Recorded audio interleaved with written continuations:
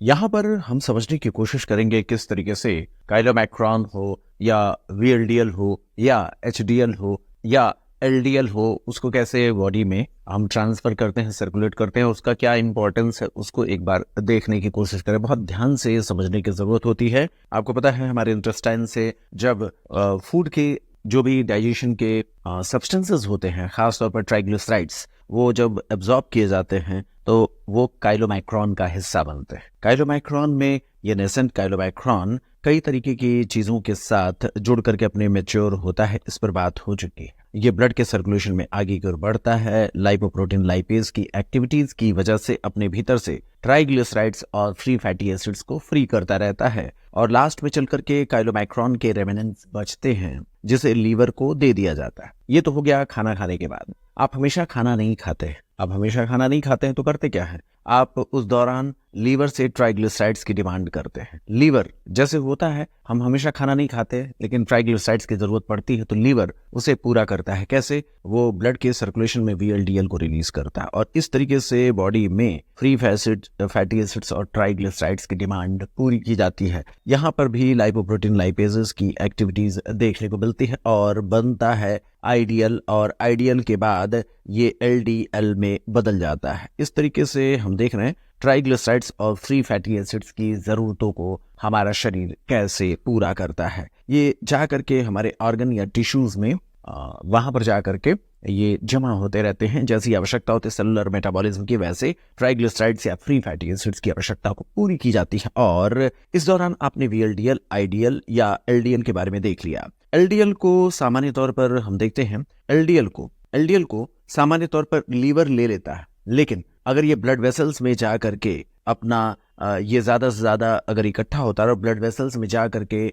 ये वहां inflammatory response पैदा करता है तो इसके कारण एक बड़ी समस्या होती है। इसी दौरान आप देखेंगे एसडीएल, जिसको लीवर तैयार करता है, नेसेंट एसडीएल को, और इसकी जिम्मेदारी होती है सेलुलर कोलेस्ट्रॉल को खींच खींच करके लीवर को वापस देने की। इसी दौरान हमने पिछले लेक्चर में आपके साथ डिस्कस किया था, एक बदमाशी हो जाती है इस पूरे ट्रांसपोर्टेशन के दौरान। एचडीएल कोलेस्ट्रॉल को आईडीएल को ट्रांसफर करता है और उससे खींच लेता है ट्राइग्लिसराइड्स। ये काम होते हुए हमने देखा था पिछले लेक्चर में, और यहीं पर वो बदमाशी हमारे सामने देखने को मिल जाती है जो एलडीएल के पास कोलेस्ट्रॉल की मात्रा को बढ़ा देती है। तो अब देखेंगे यहां से कोलेस्ट्रॉल पकड़ करके आईडीएल को दिया जाता है जो एलडीएल के पास पहुंच जाता है और इसके कारण समस्या होती है। हालांकि एसडीएल वापस लीवर तक पहुंचता है एलडीएल, लेकिन अगर ये ब्लड वेसल्स में एलडीएल इकट्ठा होने लगे तो दिक्कत होता है, एथेरोस्क्लेरोसिस की घटना हो सकती है। इस पूरी घटना को एक बार फिर से हम यहाँ पर अप्रिशिएट कर सकते हैं। मैंने आपको समझाने का प्रयास यही किया था कि सामान्य तौर पर गॉल ब्लैडर कुछ इस तरीके के बाइल सॉल्ट्स को रिलीज करता है जो फैटी सब्सटेंसेस के एब्जॉर्प्शन के लिए बेहद जरूरी होते हैं। तो गॉल ब्लैडर करता क्या है? गॉल ब्लैडर से रिलीज होने वाले बाइल सॉल्ट जो डाइटरी लिपिड्स होते हैं उनको इमल्सिफाई करता है। इमल्सिफाई करने के दौरान जो bile acids, bile salts, dietary lipids मिल करके इमल्सिफिकेशन के बाद बनाते हैं काइलोमाइक्रॉन्स को। ये काइलोमाइक्रॉन्स के जो फॉर्मेशन होती है वो ब्लड सर्कुलेशन में जाती है। कहाँ बनते हैं, कैसे बनते हैं, इस पर बात हो चुकी है। काइलोमाइक्रॉन्स जब अपने सर्कुलेशन में होते हैं तो ट्राइग्लिसराइड्स और फ्री फैटी एसिड्स को रिलीज करते रहते हैं। इस काम के लिए एक एंजाइम काम आता है जिसका नाम है लाइपोप्रोटीन लाइपेज। काइलोमैक्रॉन आगे चलते हुए जब अपने ट्राइग्लिसराइड और फ्री फैटी एसिड्स को रिलीज करता है तो लाइपोप्रोटीन लाइपेज इसमें काम करते रहते हैं, इसको तेजी से रिलीज कराते रहते हैं और लास्ट में बचता है काइलोमैक्रॉन रेमिनेंट्स, जिनको कौन ले लेता है? लीवर ले लेता है। मैंने आपसे कहा कि जब हम भूख की अवस्था में होते हैं, यानी अभी हम खाना नहीं खा रहे हैं, खाना खा रहे होते तो काइलोमैक्रॉन सीधे तौर पर बनते रहते, उसके भीतर ट्राइग्लिसराइड्स होता, बॉडी को पहुंचता, इस तरीके की चीजें चलती रहती। लेकिन जब हम खाना नहीं खा रहे, जैसे अभी हम आपसे बात कर रहे हैं, तो इस दौरान अगर ट्राइग्लिसराइड्स की बॉडी को जरूरत होती है तो क्या होता है दोस्तों? बॉडी रिलीज करती है किसको? वीएलडीएल को, और इसके पास होता है ट्राइग्लिसराइड जो लीवर अपने पास स्टोर रखता है उसको भेजता है। और यहाँ पर ये फ्री फैटी एसिड्स और ट्राइग्लिसराइड्स को बॉडी की आवश्यकता अनुसार ये पहुंचाने का काम करते रहते हैं। तो वीएलडीएल से ट्राइग्लिसराइड्स नीचे की ओर जा रहा है दोस्तों, और इस पूरी प्रक्रिया में आईडीएल बनता है। आईडीएल के बाद फिर से यहाँ पर देखें तो फ्री फैटी एसिड्स रिलीज होते हुए ये एलडीएल कोलेस्ट्रॉल बन जाता है। तो वीएलडीएल से अब देखिए रिलीज किया लीवर ने वीएलडीएल को रिलीज किया, बनाया आईडीएल इसके बाद बनता है, फिर एलडीएल बनता है। क्यों? ये काम कैसे होता जा रहा है? एक्चुअल में इसमें कोलेस्ट्रॉल की मात्रा बढ़ती जा रही है,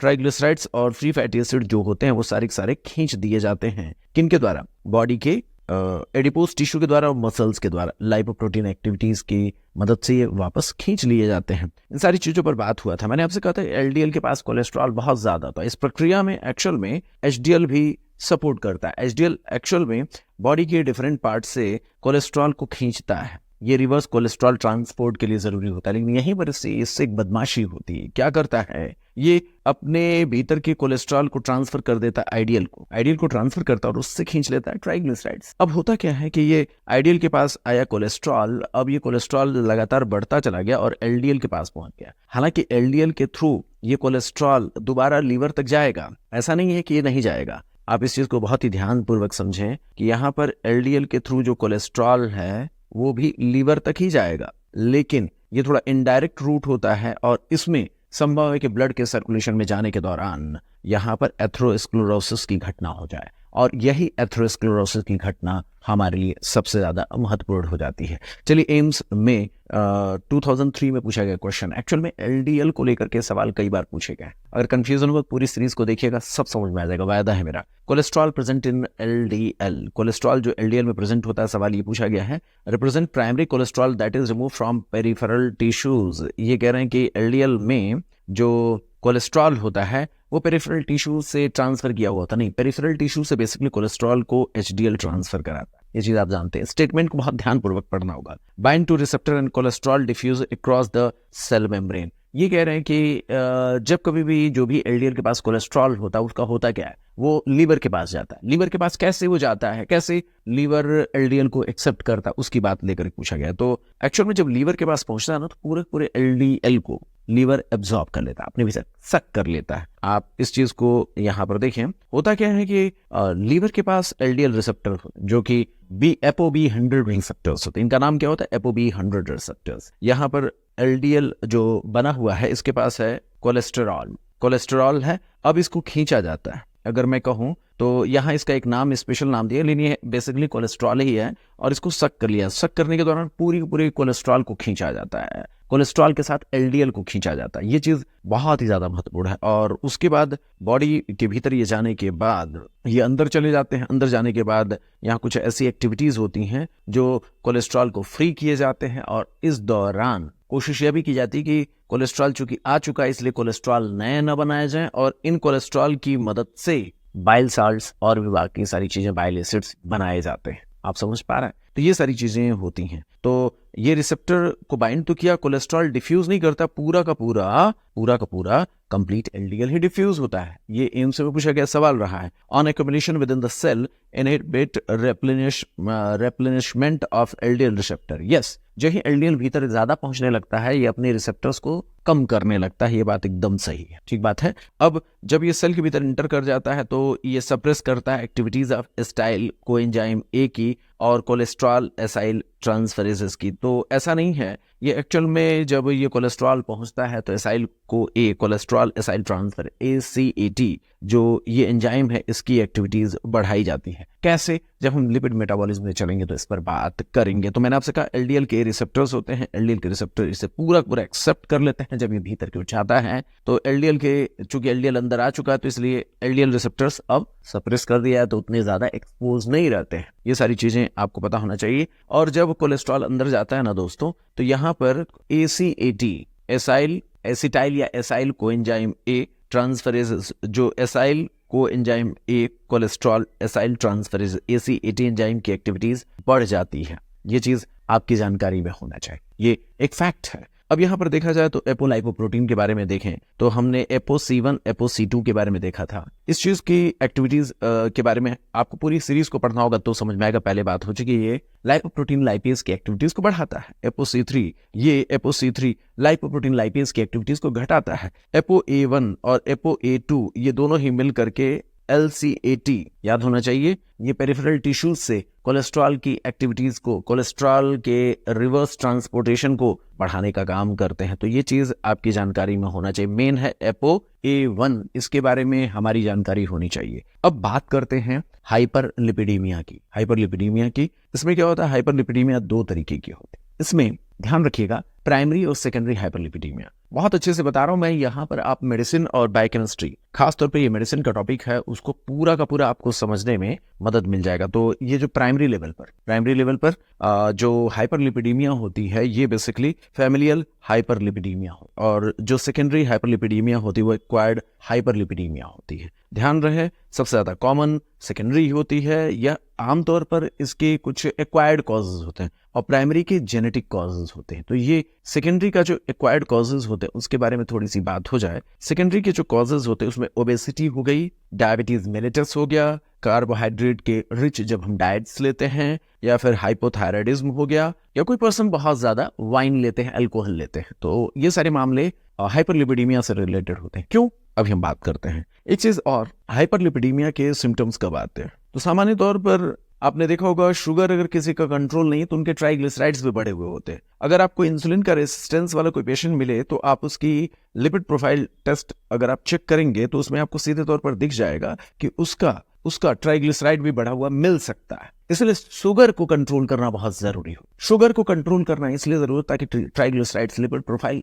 सही तरीके से मेंटेन रहे। कई बार पता नहीं होता है तो एडिशनल दवाइयां उस पर ऐड ऑन हो जाती है, जबकि मेन कॉज होता है शुगर को कंट्रोल करना। इसीलिए आप शुगर को कंट्रोल करने के लिए ऐसे पेशेंट्स को कहेंगे, कभी भी ट्राइग्लिसराइड्स अगर 500-600 तक है तो कोई ज्यादा सिम्टम नहीं मिलता। सिम्टम तो तब मिलता है जब 1000 से ज्यादा होने लगे। इसलिए कहा गया है ट्राइग्लिसराइड्स को डाउन करने के लिए जब ट्राइग्लिसराइड्स 500 से ज्यादा हो जाए तभी हमें मेडिकेशन देने की जरूरत होती है। चलिए बात करते हैं, जब मींस अप टू 1000 mg पर डेसीलीटर तक पेशेंट में कोई सिम्टम ही नहीं होता। जो सिम्टम धीरे धीरे करके मिलते हैं उसमें क्या होता है, हिपैटोस्प्लीनोमेगाली हो सकता है, ज़ैंथोमास हो सकते हैं। यहाँ पर आप देखें, ये पैरों के आसपास ज़ैंथोमास डेवलप हो सकते हैं, हाथों के आसपास आपको देखने को मिल सकते हैं, या लीवर या स्प्लीन की साइज बढ़ी हुई मिल सकती है। इतना ही नहीं, ये ट्राइग्लिसराइड्स के बढ़े हुए लेवल की वजह से रेटिना पर भी फर्क पड़ सकता है। सिम्टम्स क्या क्या होते हैं? तो सिम्टम्स में एथेरोस्क्लेरोसिस से संबंधित सारे सिम्टम्स यहाँ पर आपको देखने को मिल सकते हैं।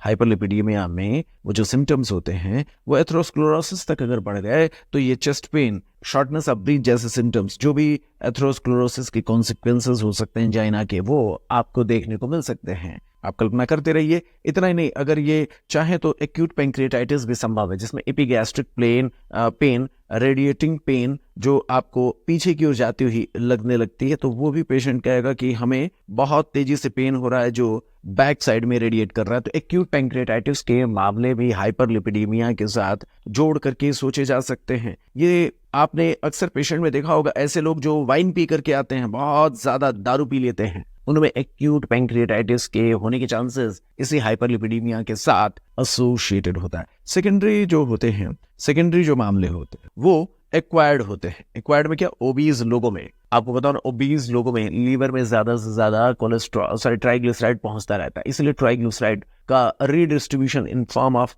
वीएलडीएल भी बहुत ज्यादा होने लगता है। इसके कारण ट्राइग्लिसराइड्स बहुत ज्यादा हो रहा है। ट्राइग्लिसराइड्स उतना टूट नहीं पा रहा है जितना वो बॉडी के सर्कुलेशन में है। ये चीज हमारी जानकारी में होना चाहिए कि बॉडी में इतना ज्यादा ट्राइग्लिसराइड्स है कि वो ब्रेकडाउन कम हो पा रहा है। तो ऐसे मामलों में आप उन पेशेंट्स की क्लिनिकल हिस्ट्री जब आप देखेंगे तो ओबीज पेशेंट में डायबिटीज का भी एसोसिएशन हो सकता है। आप देखेंगे डायबिटीज मेलिटस, उनमें आप देखेंगे लाइपोप्रोटीन लाइपेज की एक्टिविटीज डाउन हो जाती है इंसुलिन रेजिस्टेंस की वजह से। तो लाइपोप्रोटीन लाइपेज की एक्टिविटीज इनइफेक्टिव हो जाती है, जिसके कारण वीएलडीएल हो या काइलोमाइक्रॉन्स हो, इनसे ट्राइग्लिसराइड्स रिलीज ही नहीं हो पाते, बॉडी के टिश्यू में जा ही नहीं पाते। इसीलिए जब डायबिटीज होता है ना तो पेशेंट का ट्राइग्लिसराइड्स बढ़ा हुआ रहता है लेकिन उसका यूटिलाइजेशन घटा हुआ रहता है। नहीं सुनना, डायबिटिक पेशेंट्स में ब्लड में तो आपको ट्राइग्लिसराइड्स बढ़ा हुआ मिलेगा, सीरम ट्राइग्लिसराइड, बिकॉज काइलोमाइक्रॉन्स या वीएलडीएल के फॉर्म में जब इसका सर्कुलेशन होगा बहुत ज्यादा रहेगा, लेकिन सेलुलर यूटिलाइजेशन नहीं हो पाएगा क्योंकि लाइपोप्रोटीन लाइपेज इनइफेक्टिव रहते हैं। इस तरीके से ये खूब सारी संख्या में ब्लड में घूमते रहते हैं और इसीलिए एथेरोस्क्लेरोसिस की रिस्क डायबिटिक पेशेंट्स में होता है। आप देखेंगे बढ़े हुए कार्बोहाइड्रेट डाइट्स में, जब भी कोई पर्सन अपनी एनर्जी की सोर्स कार्बोहाइड्रेट से बहुत ज्यादा लेता है, जैसे चॉकलेट खा रहे हैं, बहुत ज्यादा ऐसी चीजें ले रहे हैं, जैसे बहुत सारे लोग फलाहार पे रह रहे हैं, तो जब आप कार्बोहाइड्रेट के सोर्सेज बहुत ज्यादा लेते हैं तो कार्बोहाइड्रेट का ब्रेकडाउन बढ़ जाता है और इस दौरान भी आप देखेंगे ट्राइग्लिसराइड्स के कन्वर्जन और फॉर्मेशन बढ़ जाते हैं। तो ये इनइफेक्टिव मेटाबॉलिज्म का हिस्सा है अगर आप कार्बोहाइड्रेट बहुत ज्यादा लेते हैं, इसलिए कहा जाता है बहुत कार्बोहाइड्रेट रिच प्रोडक्ट मत लीजिए। इसी तरीके से हाइपोथायराइडिज्म के दौरान लीवर की हेपेटिक लाइपेज एक्टिविटीज डाउन हो जाती है। इसकी वजह से आप देखेंगे हेपेटिक लाइपेज एक्टिविटीज डाउन होने की वजह से वीएलडीएल का जो के रेमिनेंस का, आपको पता होगा वीएलडीएल के रेमिनेंस हो या काइलोमैक्रॉन्स के रेमिनेंस का मेटाबॉलिज्म लीवर में नहीं हो पाता है। अल्टीमेटली आप समझ सकते हैं कई सारे ऐसे कारण होते हैं जिसके वजह से कहा जाता है कि आप डाइट पर कंट्रोल रखें, कार्बोहाइड्रेट रिच डाइट मत लें, आप अल्कोहल ना लें, आप अपने शुगर को कंट्रोल रखें। आप यहाँ पर देखिए जब अल्कोहल के इनटेक बढ़ा दिए जाते हैं तो भी लीवर के भीतर लिपिड का ब्रेकडाउन काफी मुश्किल भरा होता है। इवन आप देखेंगे प्लाज्मा में जो वीएलडीएल के लाइपोप्रोटीन लाइपेज की एक्टिविटीज होती है जिसके द्वारा वीएलडीएल से ट्राइग्लिसराइड्स का मोबिलाइजेशन होता है, वो भी नहीं हो पाता, प्लाज्मा में वीएलडीएल बढ़ जाता है। तो अल्टीमेटली आप देखेंगे कि इस मामले में जब अल्कोहल का इंटेक किया जाता है तो ट्राइग्लिसराइड्स का लेवल बढ़ा हुआ रहता है विद और विदाउट हाइपर काइलोमाइक्रोनीमिया, यानी काइलोमाइक्रोन बढ़े या ना बढ़े लेकिन वीएलडीएल का एक्टिविटीज यहाँ पर काफी प्रभावित हो जाता है अल्कोहल इनटेक करने पर। इस पूरी घटना को अगर समझना, सारे सीरीज को आपको देखना होगा। ऐसे आप देखिए कई सारे ऐसे मेडिकेशंस हैं जो लिपिड्स के कंसंट्रेशन को सीरम में बढ़ा देते हैं। आप ग्लूकोकॉर्टिकॉइड्स के बारे में जानते हैं, beta blocker, thyroid diuretics, HIV के anti retroviral drugs, retinoids, oral oestrogen जो मेडिकेशंस हैं। अब इन सारी घटनाओं में देखा जाता है कुछ के हम मैकेनिज्म को समझ पाए हैं, कुछ के मैकेनिज्म को नहीं समझ पाए, लेकिन पेशेंट पर स्टडी करने पर ये चीजें पता चली हैं। अब बात करते हैं प्राइमरी या फैमिलियल हाइपरलिपिडीमिया। इसके टोटल 4 प्रकार हैं। रटने में मुश्किल तो आती है क्योंकि ये चारों प्रकारों पर हमसे सवाल पूछे जा सकते हैं, एम्स में इस पर क्वेश्चन पूछे गए। अगर आप इसको टॉपिक वाइज थोड़ा सावधानी से पढ़ेंगे तो बहुत ही आसान हो जाएगा समझना। प्राइमरी जो हाइपर लिपिडीमिया जिसको हम फैमिलियल या इसमें जेनेटिक एसोसिएशन होता है उसके बारे में बात करेंगे तो एक्चुअल में क्या होता है कि लिपिड के ट्रांसपोर्टेशन और उसके मेटाबॉलिज्म में लाइपोप्रोटीन जो एपोलाइपोप्रोटीन जो होते हैं उसकी फॉर्मेशन हो रहे हैं या नहीं हो रहे हैं, या लाइपोप्रोटीन लाइपेज की एक्टिविटीज कैसी है, या ये जो एपोप्रोटीन या एपोलाइपोप्रोटीन है, लाइपोप्रोटीन लाइपेजेस है, इनके सिंथेसिस कहीं ना कहीं जेनेटिक लेवल पर डिसाइड होती है और ये फॉल्टी होने की वजह से यहाँ पर हमें डिसलिपिडीमिया देखने को मिलता है। चलिए बात करते हैं कितने तरीके के होते हैं। तो फेड्रिक्सन के क्लासिफिकेशन के अनुसार हाइपरलिपिडीमिया के टोटल हमारे पास 5 टाइप्स हैं। इसमें टाइप 1, टाइप 2A, 2B, 3 और 4, इसको अगर आप रटने की कोशिश ना करें, समझने की कोशिश करें तो पहले वाले में आपको पता होना चाहिए सबसे पहले क्या होता है, हम खाना खाते हैं तो काइलोमैक्रॉन्स बढ़ा हुआ रहेगा, आप जानते हैं। इसके बाद दूसरे वाले को भी आप रट सकते हैं। 2A में क्या होता है, एलडीएल बढ़ा हुआ होता है। क्या बढ़ा हुआ होता है, एलडीएल, सबसे टर्मिनल वाला एलडीएल बढ़ा हुआ होता है। अब बात करते हैं 4th की। 4th से उल्टा आप चलिए, आप जानते हैं लीवर किसको रिलीज करता है, वीएलडीएल को। उसके बाद क्या बनता है, आईडीएल। उसके बाद क्या बनता है, एलडीएल। तो आप ऐसे याद कर सकते हैं ना कि 4th पे क्या होता है दोस्तों, वीएलडीएल का कंसंट्रेशन बढ़ा हुआ रहेगा। अगर आप 3rd की बात करते हैं तो आईडीएल का कंसंट्रेशन बढ़ा रहेगा। 2B की बात करते हैं तो अभी एलडीएल और वीएलडीएल, और 2A की बात करेंगे तो एलडीएल। अब आप उल्टा चले ना तो लीवर इसको रिलीज करता है, फिर ये बनता है, फिर ये बनता है। तो इस तरीके से आप याद कर सकते, ठीक बात है। जहां पर एलडीएल ज्यादा होगा, जिसमें एलडीएल का कंसंट्रेशन ज्यादा होगा, वहां एथेरोस्क्लेरोसिस का रिस्क बहुत ज्यादा होगा। आप कल्पना कर सकते हैं एथेरोस्क्लेरोसिस का सबसे ज्यादा रिस्क किस में होगा दोस्तों, टाइप 2A हाइपर डिसलिपिडीमिया में। टाइप 2A हाइपर डिसलिपिडीमिया या हाइपरलिपिडीमिया या डिसलिपिडीमिया जो भी आप कहें, तो यहाँ टाइप 2A में एलडीएल बहुत ज्यादा होता है और एलडीएल बढ़ने की वजह से एथेरोस्क्लेरोसिस का रिस्क होता है। अगर बात करें काइलोमाइक्रोन जब बढ़ेगा टाइप 1 में तो वहां पर इतना रिस्क नहीं होता है, वहां एथेरोस्क्लेरोसिस का रिस्क थोड़ा ही होता है, ज्यादा नहीं होता है। अगर हम बात करें बाकी सभी में तो आप जानते हैं एलडीएल के पास कोलेस्ट्रॉल सबसे ज्यादा होता है, इसीलिए उसमें रिस्क ज्यादा होता है। बाकी सब में मॉडरेट रिस्क होते हैं। कल्पना कर सकते हैं अगर आप पहले से पढ़े हुए होंगे। टाइप 5 में क्या होता है, टाइप 5 में काइलोमाइक्रॉन्स और वीएलडीएल दोनों के लेवल बढ़े हुए होते हैं, मिक्स्ड होता है, और इसमें भी एथेरोस्क्लेरोसिस का रिस्क उतना ज़्यादा नहीं होता है। अल्टीमेटली अगर आप इस मेटाबॉलिज्म की प्रोसेस को पिछले लेक्चर से कैलकुलेट करेंगे, समझेंगे, तो बहुत अच्छे से समझ में आएगा। चलिए टाइप 1 की बात करते हैं। इसमें इसको कहा जाता है काइलोमाइक्रॉन का लेवल बढ़ा हुआ होना। तो इसमें क्या होता है, हाइपर काइलोमाइक्रोनीमिया। ये फैमिलियल इसलिए होता है क्योंकि ये जेनेटिक एसोसिएशन रखता है, इसका ऑटोसोमल रिसेसिव इनहेरिटेंस पैटर्न देखा गया है। इसमें ट्राइग्लिसराइड बढ़ेगा, चूंकि काइलोमाइक्रॉन बढ़ेगा तो ट्राइग्लिसराइड्स बढ़ेंगे। काइलोमाइक्रॉन बढ़ता है किसमें, टाइप 1 में, याद रहे। इसका कल्प्रिट कौन होता है दोस्तों, इसमें कल्प्रिट होता है लाइपोप्रोटीन लाइपेज या एपोप्रोटीन C2 का डिफेक्ट होता है। इसमें दो चीजें हो सकती हैं, और होता क्या है, ऑटोसोमल रिसेसिव इनहेरिटेंस पैटर्न होता है। मैक्सिमम मामलों में 75 to 80% मामलों में लाइपोप्रोटीन लाइपेज की एक्टिविटीज होती है। तो ये चीज आपको पता होना चाहिए, 70 to 75%, 80% तक भी कह सकते हैं। और इसमें क्या होता है, 20 to 30% तक हमारे सामने ApoC2 का डिफेक्ट होते हुए देखने को मिला है यहाँ पर। इस तरीके के रिसर्च के डेटा है। अब बात है लाइपोप्रोटीन लाइपेज, जो सबसे ज्यादा यहाँ पर डिफेक्टिव होता है। लाइपोप्रोटीन लाइपेज ये होता क्या है, आप पिछले लेक्चर से अगर इसे कोरिलेट करेंगे तो बहुत अच्छे तरीके से अप्रिशिएट कर पाएंगे इसमें होता क्या है। ये एंजाइम ब्लड वेसल्स में पाया जाता है। ये ट्राइग्लिसराइड्स जो काइलोमाइक्रॉन के भीतर पाए जाते हैं उनको हाइड्रोलाइज करता है। इसकी वजह से क्या होगा दोस्तों, फैटी एसिड्स और ग्लिसरॉल बनेंगे। पिछले लेक्चर से सोचें तो भी आप ये समझ पाएंगे। ApoC2 ये एक्टिवेट करता है किसको, लाइपोप्रोटीन लाइपेज की एक्टिविटीज को। वहीं ApoC3 ये इनहिबिट करता है लाइपोप्रोटीन लाइपेज की एक्टिविटीज को। इस पर बात हो चुकी है। अब सवाल ये भी कि विच of the following is increased in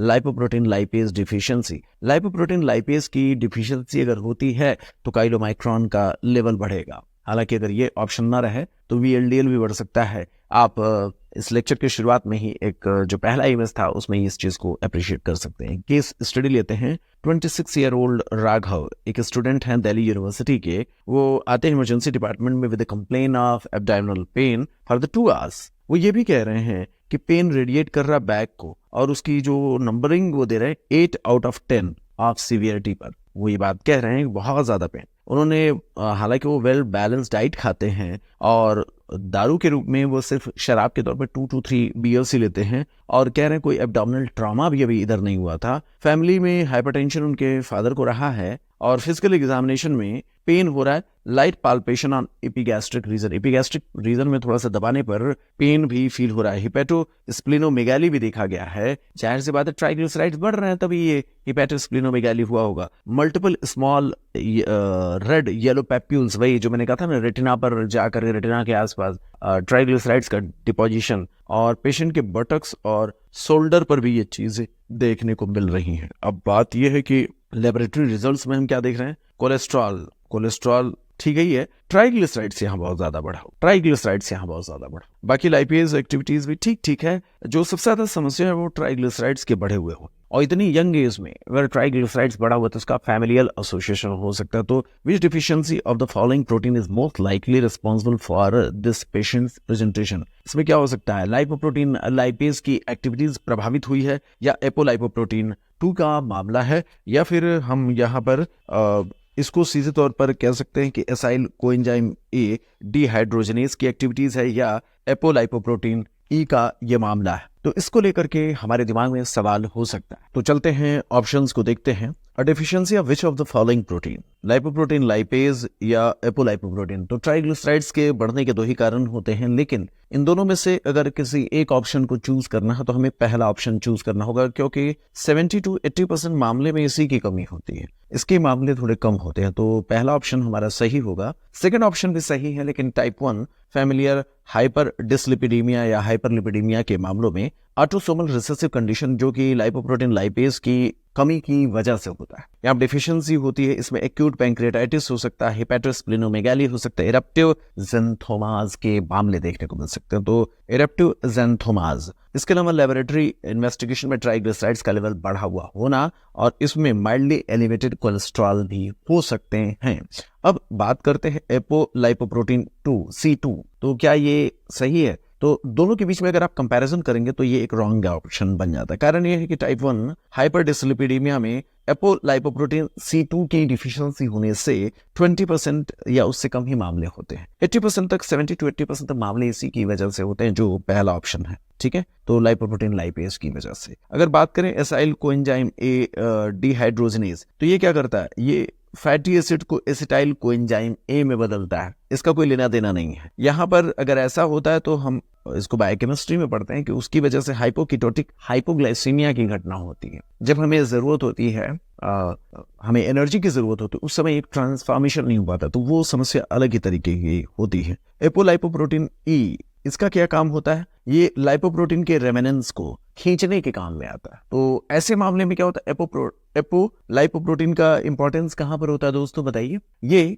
chylomicron के रेमेनेंस को लीवर को ट्रांसफर करने में, अगर आप पहले से याद कर रहे हो तो आपको याद होगा। इसी तरीके से आइडियल को खींचने के लिए इसका इंपॉर्टेंस होता है, इस पर बात हम कर चुके हैं। तो इसका कोई लेना देना यहाँ सीधे तौर पर नहीं होता है। अगर आप कहें कि एपो ई के भीतर अगर कोई डिफेक्ट है तो इसमें चूंकि आइडियल बढ़ जाएगा तो एलडीएल बढ़ जाएगा, इसके कारण प्रीमेच्योर एथेरोस्क्लेरोसिस हो सकता है, एक्यूट कोरोनरी सिंड्रोम के रिस्क बढ़ जाएंगे, पामर जेंथोमास के मामले हमें देखने को मिल सकते हैं। लेकिन यहाँ पर इस तरीके के मामले जो एपोई डिफेक्ट से होता है वो पैंक्रियाटाइटिस या इरप्टिव जेंथोमास के साथ बहुत ज्यादा देखने को नहीं मिलते। पैंक्रियाटिक लाइपेज का लेवल बढ़ना, ये पुअर फैट एब्जॉर्प्शन या फैट सॉल्युबल विटामिन्स के लेवल के घटने के लेवल पर बताता है। अगर आप डाइजेशन को रीड करें, चारों पांचों ऑप्शन हम लोगों ने एक बार डिस्कस कर लिया। अब चलते हैं नेक्स्ट केस स्टडीज पर। 32 ईयर ओल्ड रेशमा एक लेडी है जो कि क्लिनिशियन के पास जाती है मेडिकल कॉलेज के, और वो कहती है बार बार मुझे पैंक्रियाटाइटिस हो रहा है। वो कह रही है इस साल भी 2 बार पैंक्रियाटाइटिस हो गया, पिछले साल से 2 बार ये हो चुका है, और वो बैलेंस डाइट ले रही, कोई अल्कोहल भी नहीं पीती। फैमिली में ऑस्टियोआर्थराइटिस उनके पिताजी को था। ओके, उनका टेम्परेचर ठीक है, प्रेशर भी ठीक है, ब्लड प्रेशर, पल्स भी ठीक है। फिजिकल एग्जामिनेशन में multiple small red yellow papules Botox and shoulder पर देखने को मिल रहा है। तो वही अगर आप यहाँ पर देखिए पेप्यूल्स हैं बटॉक्स एंड शोल्डर पर, तो ये कहीं ना कहीं हमारे सामने जो डिसलिपिडीमिया की कंडीशंस उसके बारे में जानकारी देते हैं। लेबोरेटरी टेस्टिंग पर सीरम ट्राइग्लिसराइड्स का लेवल देखिए काफी बढ़ा हुआ, 1000 तक टच में आ रहा है। इसी वजह से देखिए सिम्टम्स आने शुरू हो गए। और विच of the best describe the function of protein that is most likely defective in this patient condition. तो ये कह रहे हैं कि ये पेशेंट की कंडीशन किससे जुड़ी है, इतना ट्राइग्लिसराइड क्यों बढ़ा हुआ है? क्या ट्राइग्लिसराइड्स को फैटी एसिड्स में तोड़ने में दिक्कत आ रही है? क्या फ्री कोलेस्ट्रॉल को कोलेस्ट्रॉल एस्टर में बदलने में दिक्कत आ रही है? क्या लाइपोप्रोटीन रेमेनेंट्स को अपटेक करने में, या काइलोमाइक्रॉन को लिम्फेटिक्स में भेजने में, क्या लो एलडीएल को अपने रिसेप्टर पर बाइंड होने में दिक्कत हो रही है? अगर सारे इवेंट्स को अगर आप समझ पाए हो तो हमारा ऑप्शन होगा पहला। इसमें किसी भी तरीके के एक्सप्लेनेशन की जरूरत नहीं है। तो इसका एक्सप्लेनेशन वैसे आप एक बार रीडिंग लगा लेंगे इस क्वेश्चन का, आपको कॉन्सेप्ट पूरी तरीके से समझाया जा चुका अगर अच्छी तरीके से समझ में आ गया। चलते हैं बात करते हैं टाइप 2 हाइपरलिपिडीमिया। इसमें क्या होता है, टाइप 2 के 2 प्रकार है, 2A और 2B। इसमें पहला जो 2A होता है वो ऑटोसोमल डोमिनेंट होता है, और 2B वाला जो होता है वो ऑटोसोमल रिसेसिव होता है। 2A की कंडीशन जो 2A होता है इसमें LDL बढ़ा हुआ होता है। क्या बढ़ा हुआ दोस्तों? LDL बढ़ा हुआ। और इसमें कहें तो LDL एंड VLDL दोनों ही बढ़े हुए होते हैं। अब होता क्या है, सीधे तौर पर देखा जाए तो हमारे सामने जो घटना देखने को मिलती है, अब यहाँ पर देखिए फेड्रिक्शन का यहाँ क्लासिफिकेशन हमने पहले ही पढ़ लिया। अगर आप देखें तो LDL और VLDL कहाँ बढ़ता है दोस्तों? 2B में। 2A में क्या बढ़ता है दोस्तों? LDL का लेवल, और LDL प्लस VLDL का लेवल बढ़ता है 2B में। तो इस तरीके के मामले कैसे यहाँ कनेक्टेड हैं, इसी को दिखाने की कोशिश की गई है। आप जानते हैं काइलोमाइक्रॉन जब इनके भीतर से लाइपोलिसिस होती है तो लाइपोप्रोटीन लाइपेज की एक्टिविटीज की वजह से काइलोमाइक्रॉन के रेमेनेंस जो बनते हैं वो एपोई की मदद से ये सक कर लिए जाते हैं। लीवर को ज्यादा समय काइलोमाइक्रॉन के रेमेनेंस एपोई की मदद से इनको एब्जॉर्ब किया जाता है। अगर आप बात करें VLDL की या आइडियल की, तो ये एपोई की मदद से ये भी लीवर तक पहुंचाए जाते हैं। अगर बात हो LDL की, तो LDL का रिसेप्टर बड़ा ही डिफरेंट होता है। LDL का जो रिसेप्टर होता है वो ApoB 100 होता है, वो ApoB 100 का रिसेप्टर होता है। आप इस चीज के बारे में पहले से जानते हैं, इस पर बात हो चुकी है कि ये ApoB थोड़ा सा डिफरेंट होता है, इसीलिए हम यहाँ पर कलर डिफरेंट कर रहे हैं। क्यों? क्योंकि इसका जो रिसेप्टर होता है वो ApoB100 का रिसेप्टर होता है। अगर आप बात करें तो काइलोमैक्रॉन के पास कौन सा ApoB था, ApoB48, जबकि यहाँ पर जो LDL के पास जो आपको मिलेगा वो ApoB100 मिलेगा, जिसको एक LDL रिसेप्टर के द्वारा एब्जॉर्ब किया जाता है। सीधे तौर पर डिफेक्ट जो होता है सामान्य तौर पर वो किसका मिलता है, यही चीज हमारे लिए जरूरी होती है। तो LDL रिसेप्टर या ApoB100 का रिसेप्टर जो होता है उसमें कोई प्रॉब्लम होती है, ApoB100, ठीक है। संभव है कि ApoB100 ही ना बन रहा हो या ApoB100 का रिसेप्टर में डिफेक्ट हो, LDL रिसेप्टर में डिफेक्ट। इस दौरान होगा क्या, 2A में देखेंगे LDL का लेवल बहुत बढ़ जाएगा, ट्राइग्लिसराइड्स नॉर्मल रहेंगे क्योंकि काइलोमैक्रॉन नॉर्मल है। ये VLDL वाला जो प्रोसेस है उसमें प्रॉब्लम होती है, आप समझ पा रहे होंगे। कोलेस्ट्रॉल यहाँ बढ़ा हुआ रहेगा क्योंकि LDL बढ़ा हुआ है, LDL को एक्सेप्ट नहीं कर पा रहा लीवर। तो इस तरीके से 2A का जो मामला होता है ऑटोसोमल डोमिनेंट बड़ा खतरनाक होता है। एथेरोस्क्लेरोसिस का रिस्क बहुत ज्यादा होगा क्योंकि ये ज्यादा है, ठीक बात। अब चलते हैं 2B को लेकर के। तो ये फैमिलियल कंबाइंड हाइपर लाइपोप्रोटीनीमिया, तो इसमें क्या होता है, 2B का जो डिफेक्ट होता है वो बहुत ज्यादा क्लियर नहीं है, लेकिन इसमें एक चीज देखी गई है, VLDL और LDL दोनों का लेवल बढ़ा हुआ होता है, इतनी चीज हमें पता होनी चाहिए। टाइप 2 बेसिकली क्या होता है, हम अगर बात करें तो उसमें LDL का लेवल बढ़ा हुआ होता है, जिसकी वजह से एथेरोस्क्लेरोसिस के रिस्क की बात हम कर सकते हैं, ज़ैंथोमा के लेवल पर बात कर सकते हैं, कॉर्निया पर कॉर्नियल आर्कस के फॉर्मेशन, फैमिली हिस्ट्री पर अगर आप देखेंगे तो मायोकार्डियल इन्फार्क्शन बहुत ही यंग एज में किसी फैमिली के मेंबर को हुआ होगा। चूंकि ये ऑटोसोमल डोमिनेंट कंडीशन है इसलिए फैमिली में इसके मामले देखने को मिलते हैं। तो चलते हैं एक केस स्टडी जिसमें 25 ईयर ओल्ड अभिनव, ये इमरजेंसी डिपार्टमेंट में आते हैं क्योंकि ये कह रहे हैं acute onset of chest pain है, चेस्ट पेन इनको बहुत तेजी से हो रहा है अभिनव को, और वो कह रहे हैं कि सिम्टम 1 घंटे पहले या उससे जल्दी ही अभी स्टार्ट हुआ है जब पेशेंट सीढ़ियों पर चढ़ रहे थे। कहाँ चढ़ रहे थे दोस्तों, वॉकिंग अप, वो कहाँ पर या वो जो सीढ़ियों पर जो चढ़ रहे थे उस दौरान उनके पिता भी मायोकार्डियल इन्फार्क्शन से उनके पिता की डेथ हुई थी शादी के 2-3 साल बाद, इनके जन्म से 1-2 साल पहले ऐसे समझाया जा सकता है। इनके फादर उस समय 28 ईयर्स के थे, फादर की शादी 26 ईयर में हुई, 27 साल भर के बाद अभिनव का जन्म हुआ, और अभिनव भी अभी देखिए 25 ईयर की हैं, उनको चेस्ट पेन होना शुरू हो गया। ऑटोसोमल डोमिनेंट ये कंडीशन कौन सी है, टाइप 2 हाइपर डिसलिपिडीमिया। उनका टेम्परेचर देखा ठीक है, बीपी ठीक है, पल्स भी ठीक है, लेकिन पेशेंट को बहुत एंजाइटी हो रही है, डिस्ट्रेस हल्का हल्का है। फिजिकल एग्जामिनेशन में ज़ैंथोमा बायलैटरली एक्लिस टेंडन पर हमें देखने को मिल रहा है, और यहाँ सीरम कोलेस्ट्रॉल बढ़ा हुआ है, टोटल सीरम कोलेस्ट्रॉल काफी ज्यादा बढ़ा हुआ है, देखिए ना 354 मिलीग्राम पर डेसीलीटर है। अगर ECG की बात करें तो उसमें क्या है, उसमें सीधे तौर पर मायोकार्डियल मतलब STEMI की घटना दिखाई जा सकती है। तो उसमें क्या होता है, ST एलिवेटेड जो मायोकार्डियल इन्फेक्शन होता है उसकी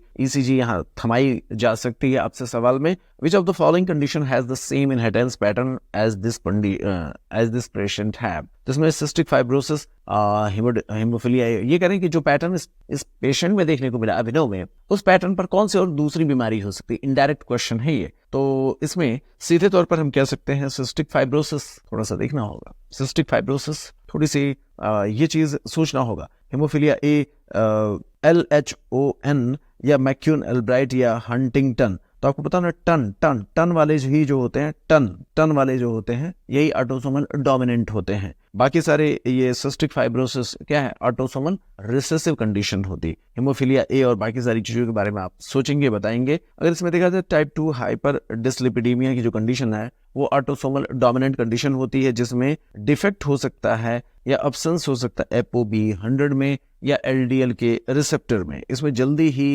एथेरोस्क्लेरोसिस होने लगती है। इस पेशेंट में LDL काफी बढ़ा हुआ होता है, इवन मेडिकेशंस पर भी इफेक्ट नहीं आ पाता है। ये देखा गया है कि लिपिड लोवरिंग मेडिकेशंस दिए जाने के बाद भी LDL का लेवल 160 mg पर डेसीलीटर से कम नहीं आता है। इवन LDL को कम करने के लिए ब्लड से उसे सक किया जाता है, जिसको LDL एफेरेसिस कहते हैं। तो LDL एफेरेसिस करने के बावजूद भी, इसे ब्लड से निकालने के बावजूद भी LDL का लेवल बढ़ा रहता है। अभी करंटली कुछ लिपिड लोवरिंग मेडिकेशन लोमिटापाइड या माइपोमर्सिन करके मेडिकेशंस आए हैं, जो एक उम्मीद जताते हैं कि हम ऐसे पेशेंट को भविष्य में ठीक कर सकते हैं। टाइप 2 हाइपर डिसलिपिडीमिया या हाइपरलिपिडीमिया कंडीशन, इसमें कोलेस्ट्रॉल काफी बढ़ा हुआ होगा और इसमें एलडीएल का लेवल कम नहीं होता विद डाइट या मेडिकेशंस और डाइट दोनों दिए जाने के बावजूद भी एलडीएल का लेवल डाउन नहीं होता। ऐसे मामले में पेशेंट को एलडीएल कम कराने के लिए एलडीएल एफेरेसिस कराना पड़ता है, जो कि 2 से 4 घंटे की प्रक्रिया होती है। इसे हर कुछ हफ्तों पर रिपीट करना पड़ता है। बड़ी पेनफुल कंडीशन होती है कि पेशेंट को इस तरीके से एफेरेसिस फिल्टरिंग के द्वारा एलडीएल को निकाला जाए, वरना उनको एथेरोस्क्लेरोसिस होने की वजह से जान जा सकती है। अब टाइप 2 हाइपरलिपिडीमिया की बात करें तो इसमें कोलेस्ट्रॉल काफी बढ़ा हुआ होगा, एलडीएल का लेवल कम नहीं हो पाएगा इवन विद डाइट और मेडिकेशंस, और इसीलिए इसमें लीवर ट्रांसप्लांटेशन की ही गुंजाइश बच जाती है। इसमें देखा गया है कि रिसेप्टर का रेसिस्टेंस अगर है तो हम सिर्फ यही एक उपाय कर सकते हैं रिसेप्टर को, मतलब रिसेप्टर का फॉल्ट होने पर, वरना अगर ApoB100 का अगर एब्सेंस है तो फिर थोड़ा बहुत सोचा जा सकता है एफेरेसिस या इस तरीके के मामले सोचे जा सकते हैं। देखिए, very high total cholesterol, increased LDL, normal increased LDL, normal LDL receptor, ये कह रहे हैं एलडीएल का रिसेप्टर तो नॉर्मल है, एलडीएल फिर भी बढ़ा हुआ है, तो पॉसिबिलिटीज क्या हो सकती हैं? ApoB100 में mutation, complete defect of deficiency of lipoprotein lipase, cholesterol acyl transferase का इनहिबिशन या ApoE का इनहिबिशन या डिफेक्ट। तो इसमें आपको पता होना चाहिए ApoB100 का म्यूटेशन ही हमारा ऑप्शन होगा। सही तरीके से पढ़ेंगे तो बाकी तीनों ऑप्शन के बारे में सोचिए, ये कहां पर हमने पढ़ा था। A patient diagnosed with isolated increase in LDL, okay. फिर यहाँ पर क्या होता है, उसके पिताजी ब्रदर को भी सेम डिजीज थी कोलेस्ट्रॉल के बढ़ने की। अब ये डायग्नोसिस क्या हो सकता है, तो आप जानते हैं ये मामला जो है एलडीएल के रिसेप्टर के म्यूटेशन से जुड़ा हुआ है। ए बीटा लाइपोप्रोटीनीमिया, ये किस डिजीज को कहा जाता है, किस टाइप को कहा जाता है, ये चीज आपके ऊपर छोड़ा जाता है। टाइप 3 हाइपरलिपिडीमिया, तो इसमें क्या होता है, ट्राइग्लिसराइड्स और कोलेस्ट्रॉल दोनों ही बढ़े हुए। ओके, तो अगर देखा जाए तो हमारे पास क्या है दोस्तों, मैंने आपसे कहा था टाइप 4 को पहले फोकस कीजिए। टाइप 4 को फोकस करेंगे तो उसमें क्या था,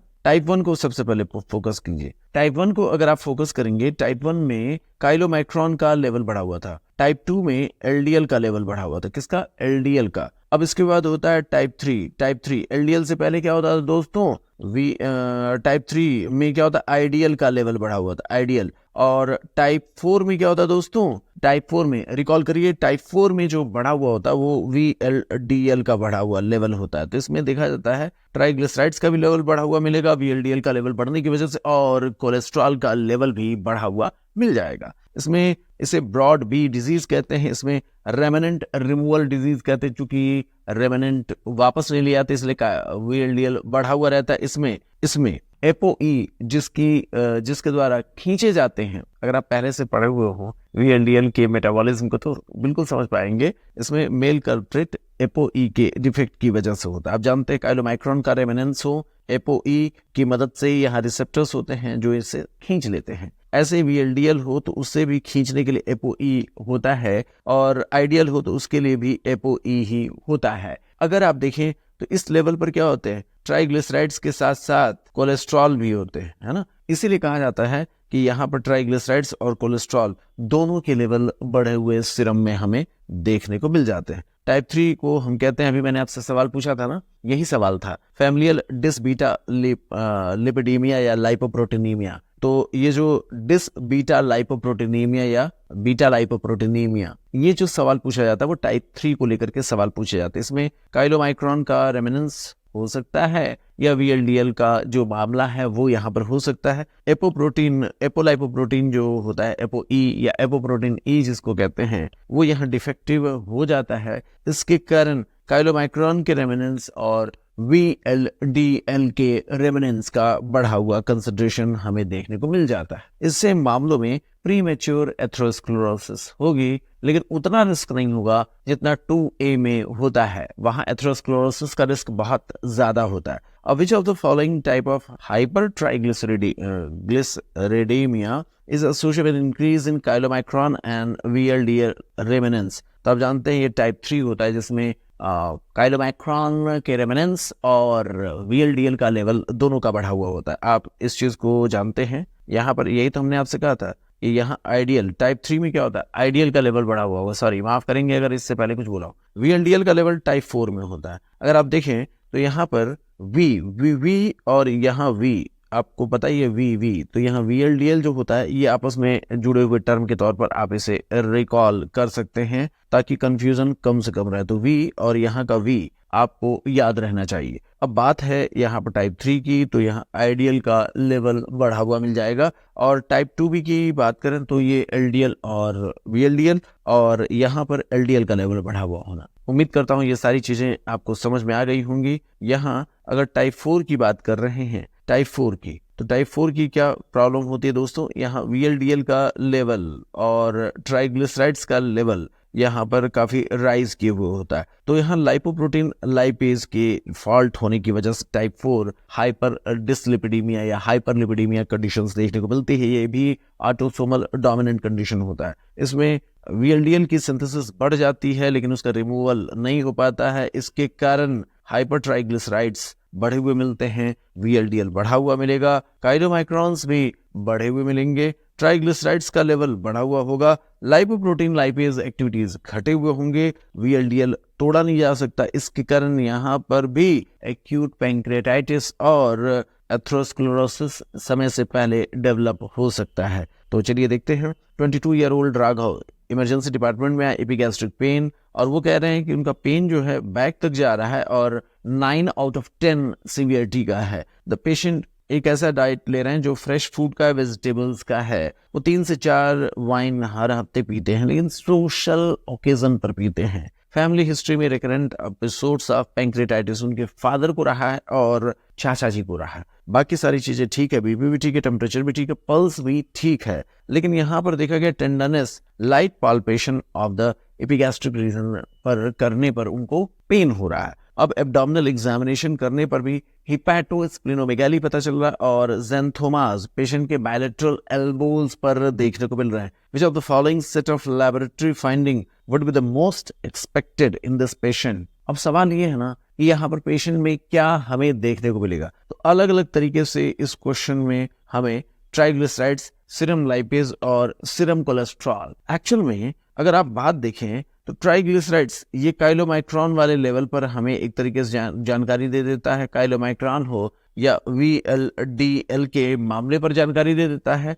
ये वाला जो है ये हमें जानकारी देता है सीरम कोलेस्ट्रॉल जो LDL के बारे में जानकारी देता है, और ये सीरम लाइपेज ये बताता है एक्यूट पैंक्रियाटाइटिस के बारे में। तो इस तरीके से हम इसमें ऑप्शन चूज कर लेंगे कौन सा टाइप और कैसे इसमें ये सारी चीजें बढ़ी हुई हो। तो इसके एक्सप्लेनेशन को हम चेक करेंगे। इसी के साथ ही साथ हाइपोलाइपोप्रोटीनीमिया ये भी एक कंडीशन है जो जेनेटिक लेवल पर होती है, ऑटोसोमल रिसेसिव कंडीशन होती है जिसमें बायोकेमिकल डिफेक्ट MTP का होता है, माइक्रोसोमल ट्राइग्लिसराइड ट्रांसफर प्रोटीन। इसमें समस्या होने की वजह से काइलोमाइक्रॉन का फॉर्मेशन नहीं होता, इसी वजह से लीवर तक नहीं पहुंचेगा। तो VLDL बाकी सारी चीजें बिल्कुल भी नहीं हो पाती हैं।